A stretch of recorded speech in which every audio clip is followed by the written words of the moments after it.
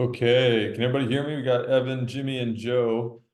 Just want to make sure you guys can hear me, and then we'll just get started. Got you loud and clear. Right on. Okay. Okay, so like I mentioned, when Evan and I were just chatting, there's going to be a whole bunch of people who just can't attend tonight for various reasons. It's so hard to get everybody these days, on the same call, but we're going to record this session. So Evan, your crew can watch it as needed, and then the UCSF Park Medic crew can also be on the same page. I'll try to just keep this to an hour, and we'll go through some content. If you have any questions or anything, just feel free to interrupt. We'll make it more conversational, just so that we get everything addressed. Can everybody see the screen share that I have up with the PowerPoint? Yep, I've got it Yep. good on my end. Got it. Okay, sweet. Okay, so all right, this is our second annual Pear Lake Hut Winter Training. I know from our end we were really stoked to get this underway last year, and even more excited to be doing it for the second year in a row.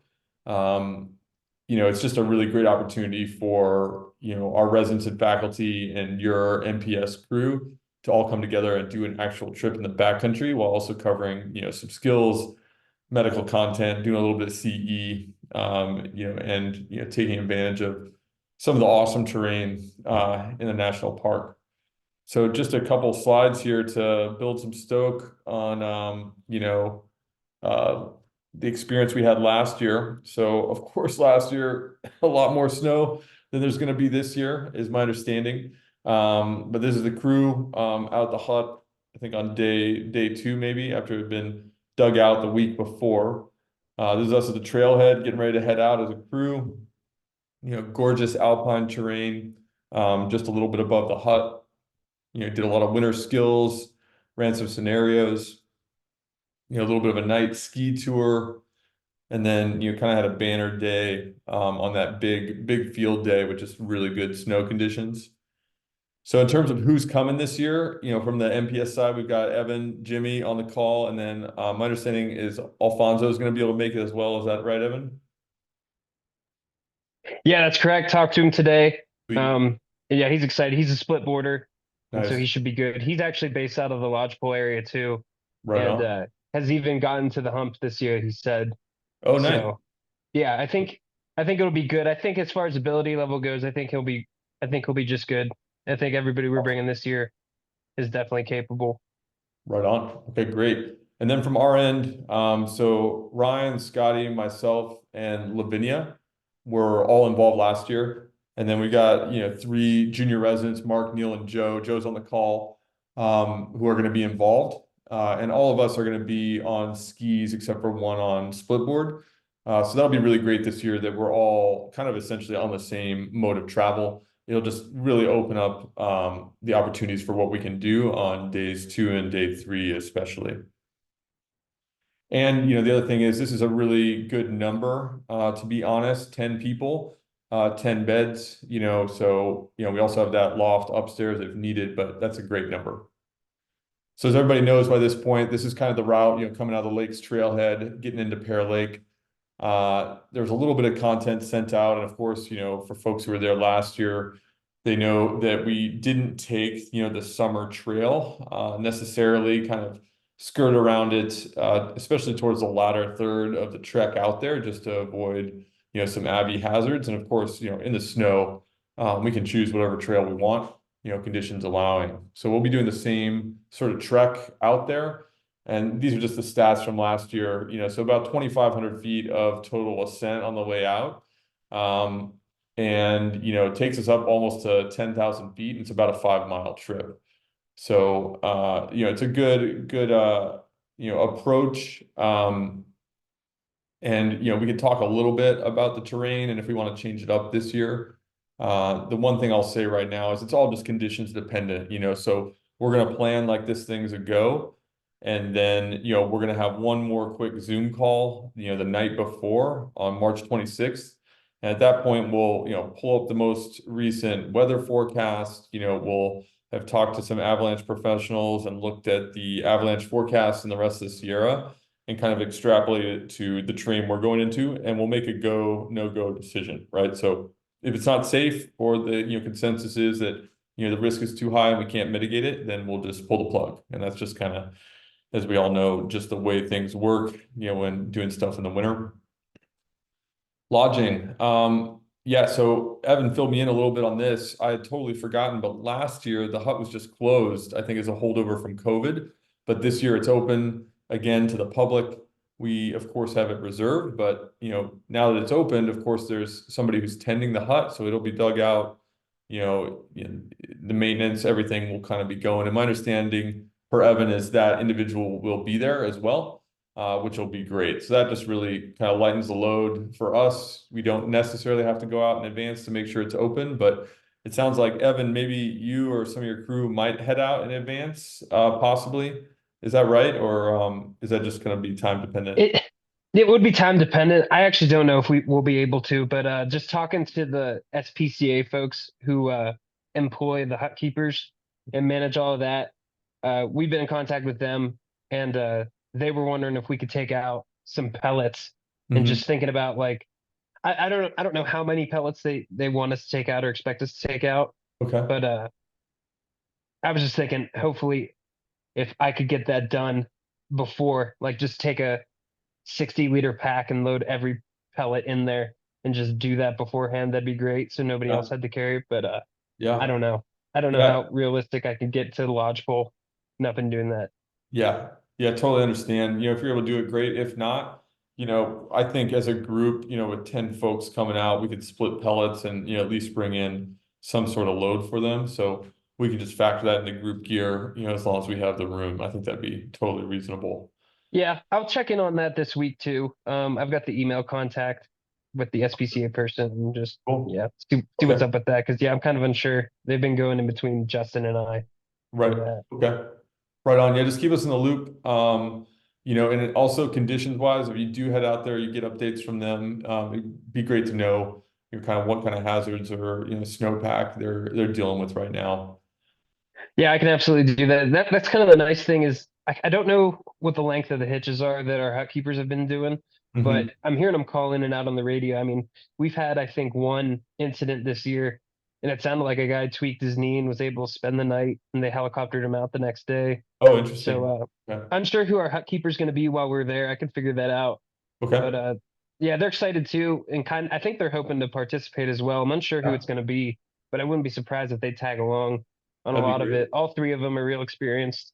Okay. Um, One of them's Amanda Gunther, who's a EMT and seasoned backcountry ranger, and the other two have a sort of a skiing, wilderness, and NPS nexus. So That's yeah, perfect. real Yeah. experience. Yeah, Hut crew. we'll work them in for sure.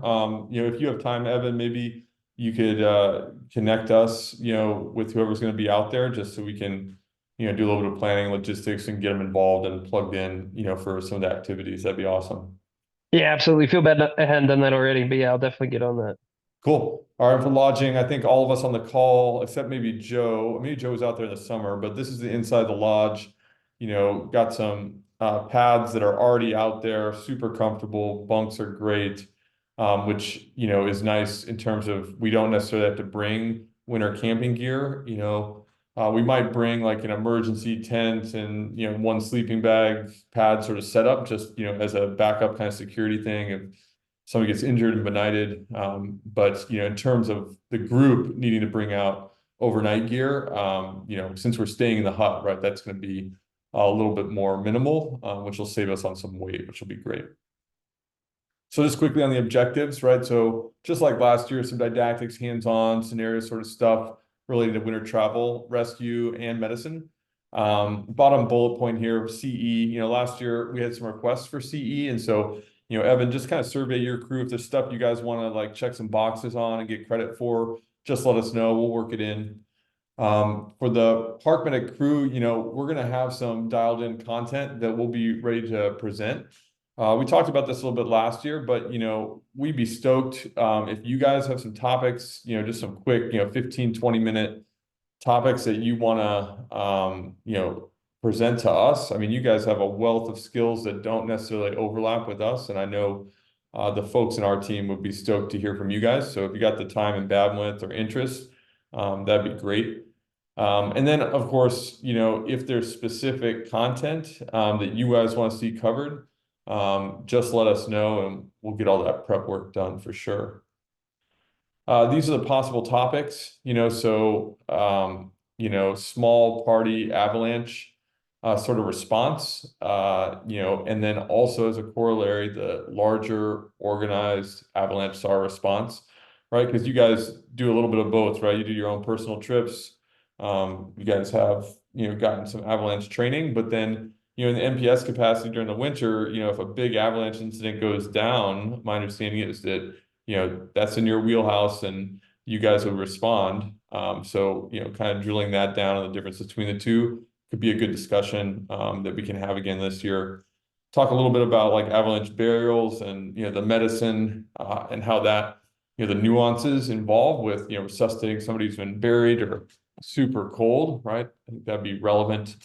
Some basics on extremity injury management. We did patient packaging, improvised splints, and litters last year. We'll do that again. We could work in a little snow shelter survival sort of stuff, which we didn't really hammer last year. And then, of course, just a little bit on altitude since we'll be up there, a little bit about, the pathophysiology and treatments and such. Again, this is a mutable sort of list. So if you guys got other requests, let us know, and we'll change it up. Important Yeah, dates. Miles, Yeah. just a heads up. I've got a file for the parks only confirmed avalanche fatality. I'd be willing to go over that kind of just Awesome. in the hut. That'd be perfect. Yeah. If there's But yeah, if you can send out maybe even just some details in advance, anything that you're able to share. I know that might be like yeah, HIP absolutely. stuff, but yeah, send in Yeah, advance. We'll definitely talk about it. Case studies would be great to go through as a group.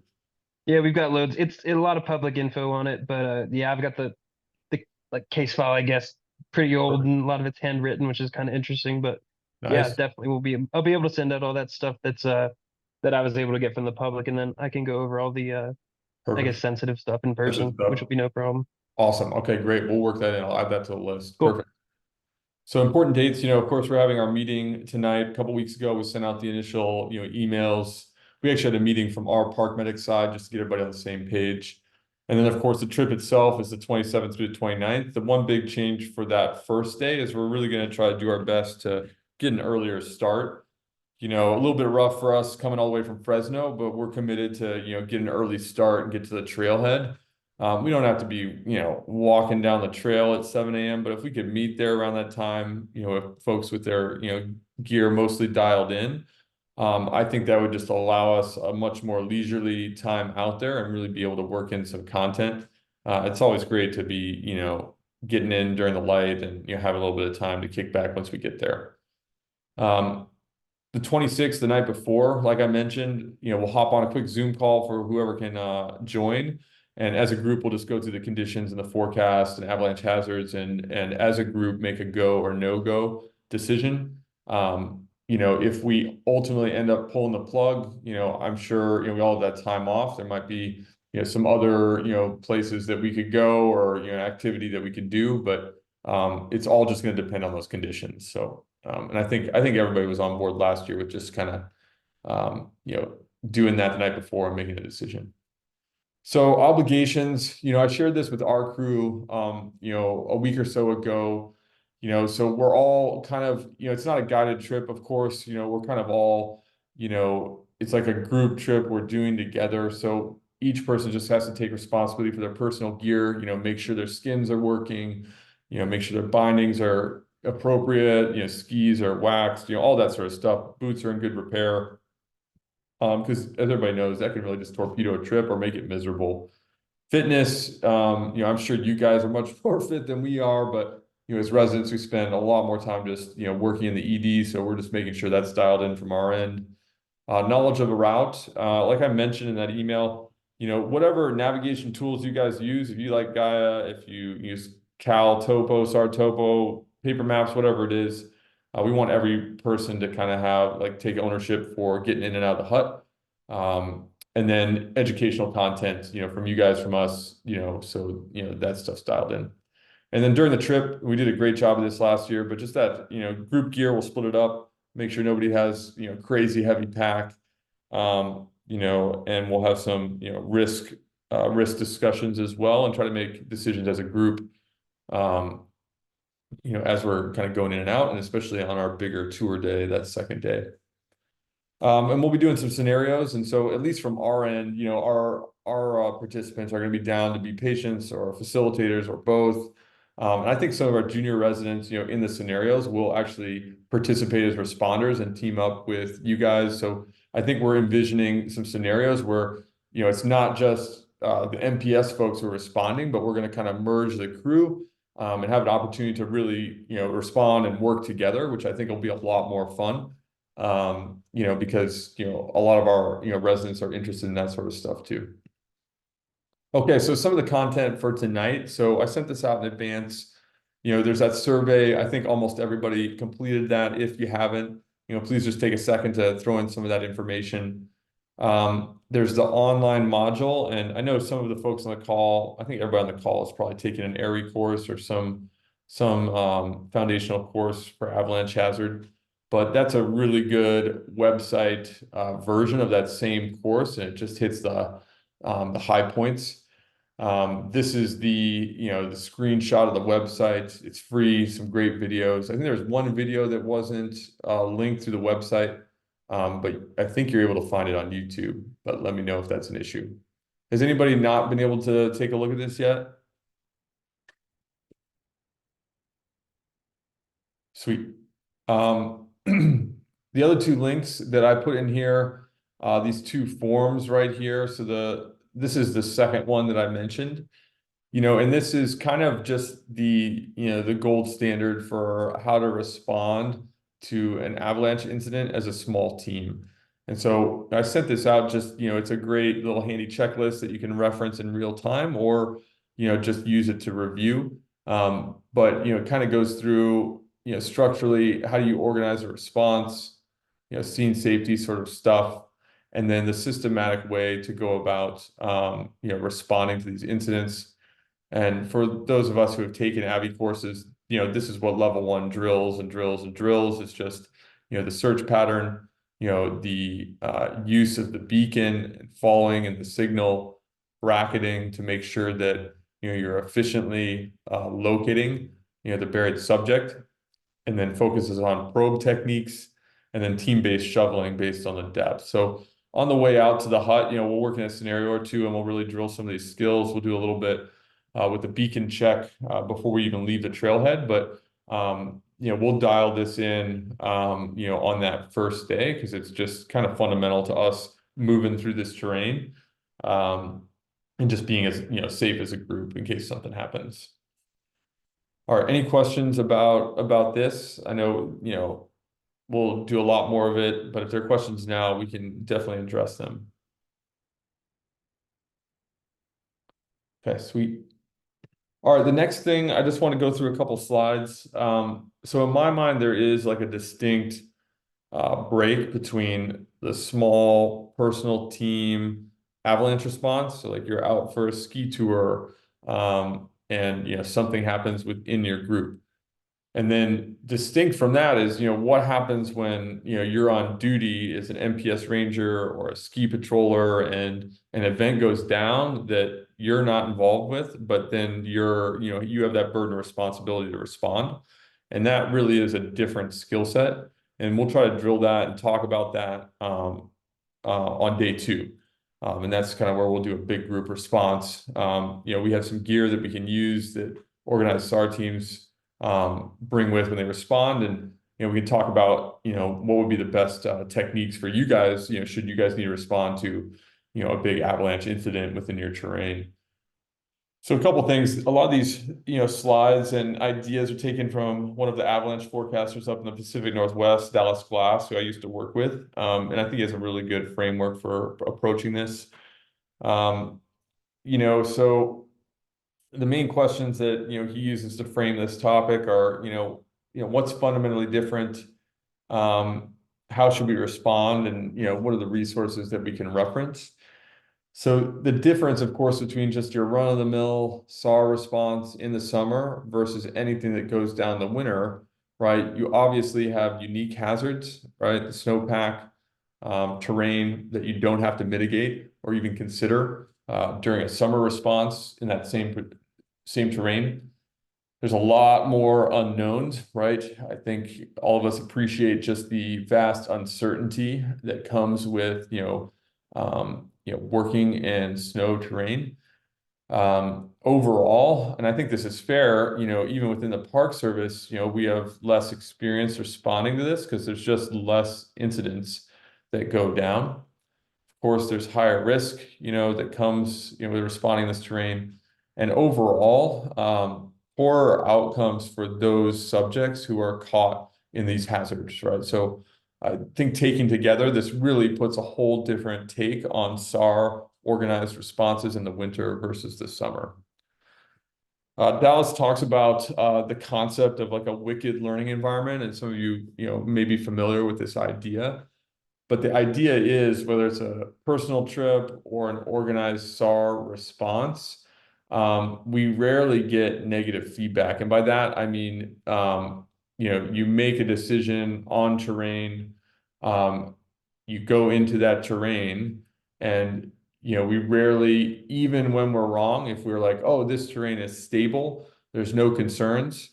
Us moving through that terrain and having no incident occur doesn't mean that we made the right decision, right? Because it's all a game of probability. So we could have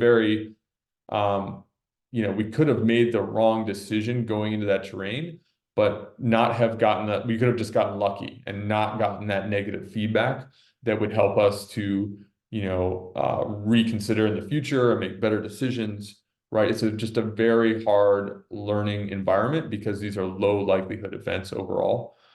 So fundamentally, like the experience for an organized SAR response is very difficult to gain, right? Because we're not doing it very often and we don't really get the same negative feedback to learn from that we get doing other activities. So we've identified these differences, right, between summer and winter for like organized responses. So how best can we go about, right? Because we still have to make a decision, are we going to go out in this terrain and still have some sort of degree of obligation to help people, right, who are injured, in these winter environments. So how do we best mitigate our risk to get it done? So he talks about systematic planning and processing, and a lot of this he phrases into a couple pieces of data. And the first class of data would just be, actual objective findings that we see while we're out in the terrain. So namely, if we see an avalanche occur or a cornice break or, evidence of an avalanche having recently occurred, that would be, the highest data we could see. Shooting cracks, whoops, things like that, all these red flags that they talk about during our AVI1 course, all that is like the primary data that, we should definitely weigh heavily as we're trying to do our planning and processing. Talks about class 2 data, right? So snowpack tests, informal snow observations, a lot of this stuff is taught in avalanche courses based on the conditions we're dealing with. We'll work this in as well. But that can be data we can use to factor in, right? And I think the key thing that, was drilled into my head when I was doing these sorts of, SAR responses that, you do the research in advance, you choose terrain, you study the maps, you get the forecast, you look at the weather, and you try to determine what the hazards are. And you go out with an assumption. And if the observations that you're making line up with what you predicted, then you continue with your route as planned. But as soon as you start having, these red flags or the observations you anticipated don't line up with, what you had forecast, then it's imperative that at that point you stop and reevaluate and appropriately weigh that data that you're getting in the field, right? Because we should be continuously hypothesis testing as we're out there. So class 3 data, of course, right? Precipitation, wind, sky, temperatures, the key thing here is that for those variables, right, any big changes can translate to really big problems in the backcountry in the winter situation, right? So if you're getting, more than a couple inches of snow per hour, that can translate to a brand new avalanche hazard that we didn't forecast. Or even if you have less snow but high winds that are forming wind slabs, right? That's a big change that will be new while we're in the field. Same thing with like having the sun come out and what was supposed to be an overcast day. Now we have like a bunch of solar radiation on the snowpack, right? That would be a big change that we need to pay attention to. And same thing for temperature. If the temperature spikes, we could have a loose wet hazard that we need to focus and reassess, our objectives. So terrain selection, this is probably the biggest one. We need to, and I think this really has to do with, our plan going into the terrain. We'll talk about this right at the end of our lecture tonight, but, we're going to do like a little trip planning thing while we're in the field for day 2, right? So day 2, we'll have the opportunity, conditions dependent, to really get out into alpine terrain and do a tour. And so we'll have to decide, which terrain to enter into based on the slope angle and hazards above and, snowpack analysis while we're out there. When we talk about terrain, it's just not just slope angle, right? But it's like, the terrain above and below, right? So, if you're not in, steep terrain that you're walking through, right? It's not steep enough to slide. If you have a huge slope above you, right, that could run an avalanche from above and come down into your path, right? That's an obvious hazard, even though the terrain we're in currently might not be necessarily avalanche terrain. And then, of course, what's below you, right? So if you're just traversing above a cliff, right, that's a lot more of a hazard, should an avalanche occur versus just a really nice, wide open bowl with a nice run out, right? So always thinking in terms of, the bigger picture, the macro terrain, not just the micro terrain. Love this quote, right? So hard to die in a car accident if you aren't in the car. Same thing for terrain, right? So, one of our best risk mitigation tools is just, being very careful with the terrain we're in and making good choices. The last thing would be crew resource management. So this is like, a little bit more of a foreign concept for, us on the emergency medicine side. We do, have ways of kind of some parallels for dealing with this, but from the MPS side, this is like your guys' bread and butter. You work in teams all the time. When I was doing some SAR stuff, we would actually use the NPS green, amber, red tool, which kind of drives home some of these points. Getting everybody to have a discussion. Everybody in the group has a veto power, evaluating the factors that could make something more risky. So, there's a specific way of doing this within the avalanche industry, and so we'll kind of go through that as we're moving to terrain. Another great quote from one of the industry professionals, right? You can trust your instinct telling you to, or you can't trust your instinct telling you to go, but you should always trust your instinct telling you to back off of something. And so, listening to your intuition, having a conversation, discussing it is super important. Okay. All right. So that was the content, that I thought was important to at least get out there in advance of us being in the field, highlighting the differences between like a personal small team's response to an avalanche incident within our own party versus, right, the difference of having an organized SAR response. I'll send these out as a PowerPoint or as a PDF so people can look at it, but these are some of the checklists, laminated cards that my mountain rescue team developed that we would use when we were going in for an organized winter avalanche response. You'll see a lot of overlap between the small team's response, but there are definitely some differences. And they really get into how do you as a team go in and look for folks who are buried. A lot of times folks don't necessarily have a beacon, right? And so paying attention to surface clues or high probability areas, for probing in addition to the beacon search. I don't know if the MPS has Reco devices for doing searches, but that can be helpful.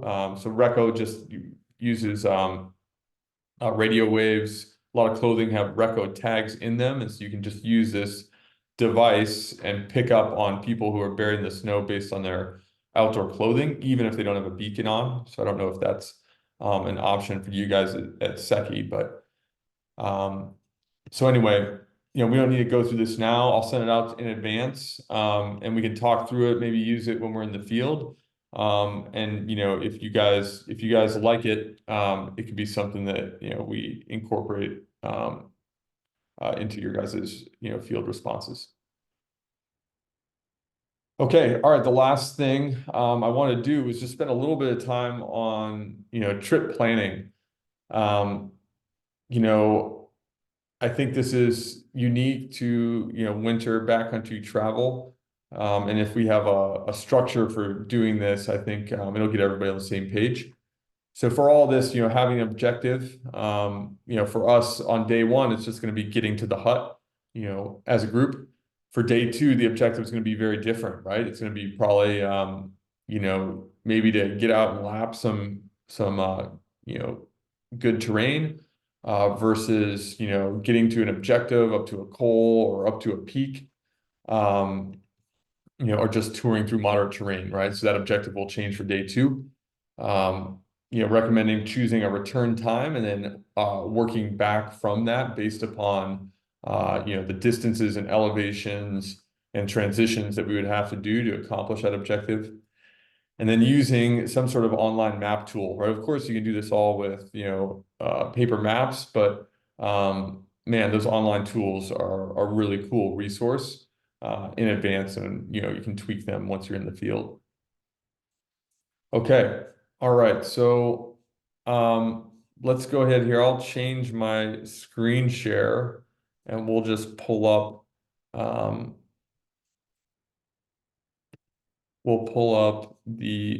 first off, what do people use for trip planning in advance? Do you guys use CalTopo or SARTopo or Gaia, or do you guys have any tools that you prefer? Yeah, just speaking from the MPS side, we're big into. Just speaking from my experience, I use CalTopo and the Onyx Backcountry, but Okay. mainly for like work, we're using the Cal or SARTopo. If we're in any like SAR management that we're doing, it's usually on CalTopo, and so that's what I've kind of been using to plan sort of some of the stuff we do just locally here, and then a little bit for potential trips we'd be taking in the area. Okay. Okay, right on. Awesome. Um, yeah, I think when I was doing SAR stuff, we really loved CalTopo and like the additional build, like that SAR topo option, just because of the ability it has to really expand to a big group and the operations tools that are built into it. Since then, just for personal trips, I've been using um, Gaia a little bit more. I just find it, a little bit easier with the interface. But again, whatever tools you guys use, definitely, they're all pretty similar. All right, so Perfect. Just uh, real quick too. Yeah, if anybody has it on their phone, I got to take a nice Cal OES course, learned a little Cal Topo tips and tricks and stuff like that that I could definitely show sometime in the hut. And I think we have pretty good service up at the hut now with the new oh really? tower. Sweet. Yeah, Okay. I know Torres has been up there. I'm unsure he'd be able to speak to it. But I think yeah, Verizon and what's it called, AT&T. I think get like 5G up at the hut. So Oh wow. Okay. Is yeah, that because I pretty don't remember pretty that from different last now. year. Yeah. Okay. But yeah, just some things I could show people like how to find LZs just using Caltopo, things like that. Pretty useful stuff. Perfect. I love it. Yeah, we'll definitely work that in. That'd be great. All right, so everybody can see the map here. This is just Gaia. In the links that I sent out, there's a free version. So people don't have a preference yet, want to try it out, you can download the app to your phone. You can, make route overlays. A lot of the features are free. If you want to get into some of the advanced stuff, you have to pay a certain amount per month. But these are just done on like the basic app. So here we go. Here's the Lakes trailhead. So this road's plowed. We parked here last year, left from the trailhead. Summer trail, we just kind of followed that for the first, fifth quarter of the trip. And here I've just like drawn 3 different legs, right? So usually when I'm doing this, I just do, especially for winter travel, I just do like the ups and downs. I break the whole trip in one direction into, the elevation gain, loss, and then analyze them piece by piece. So here we start the trailhead, come all the way up to the hump, right to this col here, before we would do our first transition and ski down into the drainage, right? That's what that green line is, would be the descent down. Last year, we kind of went down and then up and traversed and skied this line down to this basin. We can still do that again. This looked like to be a reasonable option as well. But just for ease of, this exercise, I just chose a single ski descent down into the Quia River here, and then a final up track, kind of getting around the bend and up to the hut.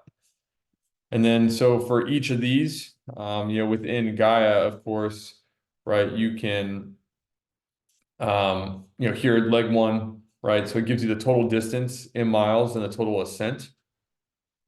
And then for this, I essentially, and here I'll share this one more time.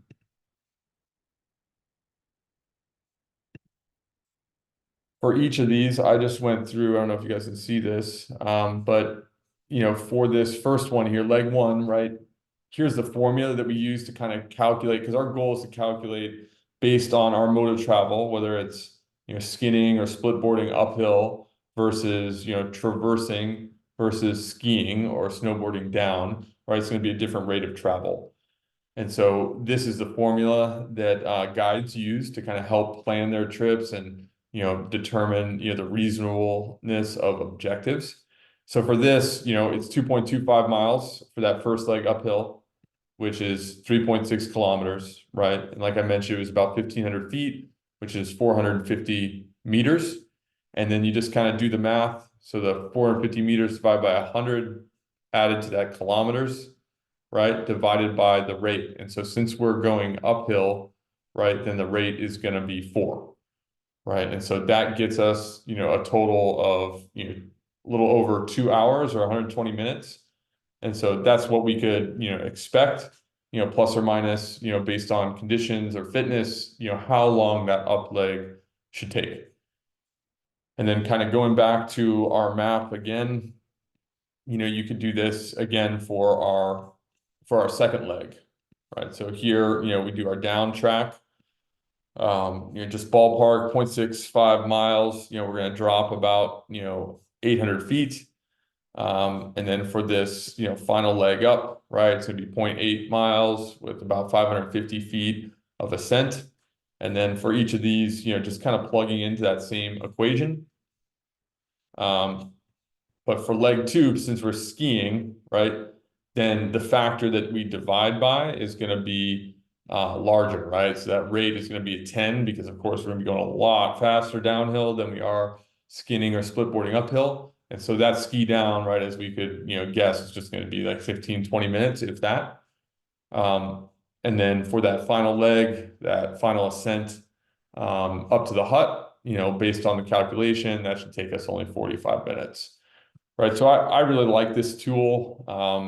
Like I said, you want to usually do it as,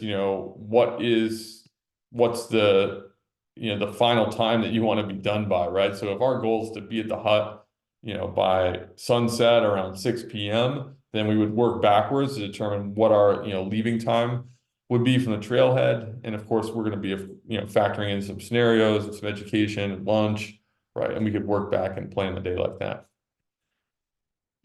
All right, so any questions about that? I'm sure, folks on this call have, a similar way of doing this when they're planning trips, but I think for winter trips in particular, this equation is pretty helpful for just, effectively planning these trip outings. What I would say kind of as a group is, as an activity, if you guys have time over the next like week to 10 days before we go out on our trip, is try to figure out what some options might be from this hut, for day 2, right? Where do we want to go? one thing that I have on this map that you might not have access to are these shadings, right? So this is an overlay of slope angle. So the darker it gets, the more steep it is, and the lighter it gets, right, the less steep it is, right? So here, as you notice, right, just even getting out to the hut, right? I mean, all of this, oh, sorry, all of this is just, low angle, right? Avoiding all this steep stuff, down into the Marble Fork, even getting up to the coal, right? There's very little terrain that we actually go through that's like steep enough to slide. Of course, that doesn't mean that there's not hazards. We talked about terrain traps and, run out zones and, zones that start above, where we'd be traveling. But in terms of the slope angle for where we're, touring through, right, we're able to mitigate it pretty well out to the hut. So the idea would be, okay, great, based on the weather, based on the forecast, based on, the snowpack concerns, the Abbey concerns, what do we want to do? So I would recommend everybody just, plan out a couple different trips. And then we can talk about it, the evening of the 27th when we're planning what we're going to do that next day. There's some really great terrain high up in here to get up to tablelands. There's some different coals. If we want to be skiing on south facing terrain versus north facing terrain, there's a ton of options. And just as reference, last year, we kind of came over to Pear Lake. We came up through here, and then ended up skiing down into here, coming up again and dropping back down to the hut. So kind of stayed pretty close to home, but got some really amazing views during the ski tour. And if conditions allow, we could easily do a longer tour, but it'll just depend on the group and the conditions. And I think it'd be a great activity for each of us to plan out a couple different options and then discuss them as a group once we're in there the night before. What do you guys think about that?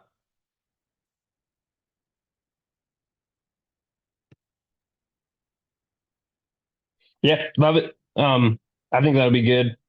Especially, yeah, last year, like it felt like we really wanted to do a little more, just didn't have enough time, but should be great. And with those hut keepers out there, I mean, that's their job is people are coming out asking for ideas and routes and stuff like that. And so I'm sure they're gonna have a lot of good knowledge this year that Right. like even once we get there, kind of ask them what's been good, what have other groups been doing.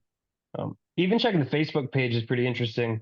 I mean, there's regularly been pretty legit groups going out almost every weekend since it's been open. And a lot of them have been saying the conditions have been great and looking at some of the photos and stuff like that. People are getting into some cool stuff. Right on. That's awesome. Yeah, so I'll definitely check that out. I didn't realize there was a Facebook page. Yeah, and as you guys know, getting beta on recent trip reports is just a huge source of data. Yeah, so if you guys come across any of that, just send it out to the group. It'll be a good resource for everybody to go through. All right, well, I think that's all the content that I had planned. Really just want to build a little bit of stoke, talk about goals of the trip, a little bit of the logistics. And then just briefly on the small teams versus organized SAR response, winter response, and some trip planning stuff. Any other stuff that you guys have questions on or logistical details, things you want to iron out or bring up now? Yeah, just I wanted to iron out specifically that we're gonna be going the Wednesday and the Friday, so we'll be doing those 2 nights. Yeah, so let's Just see. So let me pull it up right here. Yeah, so yeah, I just thought initially it was gonna be a 3 night coming out let's see. Saturday. Yeah, so Wednesday night, Thursday night, and then coming out Friday, I think Perfect. is what, yeah. But that being said, there's definitely a couple of us, namely Ryan Ernst and myself, who have that weekend off. And so we Yeah. were planning, we're bringing our gear, we're planning to, for whoever's interested or has the time to do some touring after those 3 days.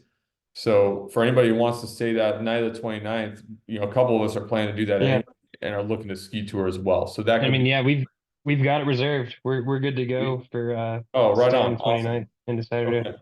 That's great. Okay. Yeah, so let's plan on that. If you guys are down to stay around that night and tour the next day and come out, there's going to be at least two of us from our crew who have the time off that are planning to do that. So Perfect. Be awesome. Yeah, let me go run and grab my work phone real quick. I'll definitely confirm it, but yeah, I'm pretty sure we got that Saturday would be like our checkout day, I guess. Sweet. Yeah, Okay. I'll be That's right. fantastic. Yeah.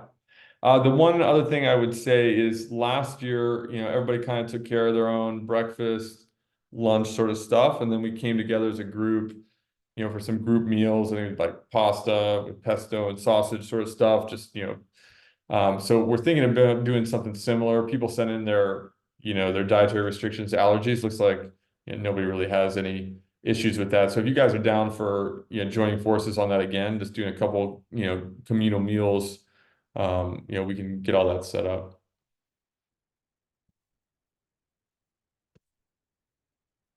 Because I imagine even though we have the person tending the hut, they're probably not going to cook for us, huh? Yeah, I don't think so. I think just looking at it, because I've been thinking about going out personally, and it really just says bring your own food, Yeah, bring your own sleep and stuff. The hut keeper's kind of just there to make sure place doesn't fall apart. right on. You know, it's SPCA. It's not the, Yeah, you know, the yeah, best of hospitality services. fair enough. Cool. Well, we'll just send out some logistics on that and maybe plan a couple group meals and then people take care of themselves for the rest of the day, sort of thing. Awesome. Any other thoughts or concerns at this point?